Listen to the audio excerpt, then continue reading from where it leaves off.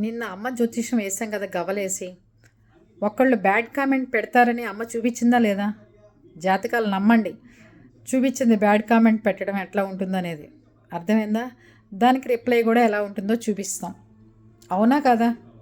అది పరిస్థితి. మంచిని ఎవరూ తీసుకోలేకపోతున్నారు.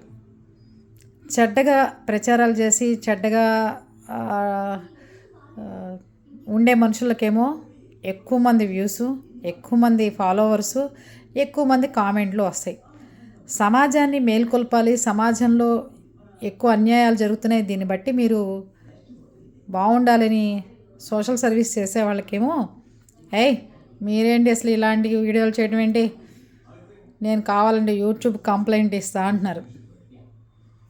ఇంట్లో పనివాడు కేర్ టేకర్గా పెట్టుకుంటే ముసలాయన్ని ఇబ్బంది పెట్టి 3 లక్షలు కొట్టేసుకెళ్ళిపోతే వాడు మంచివాడు.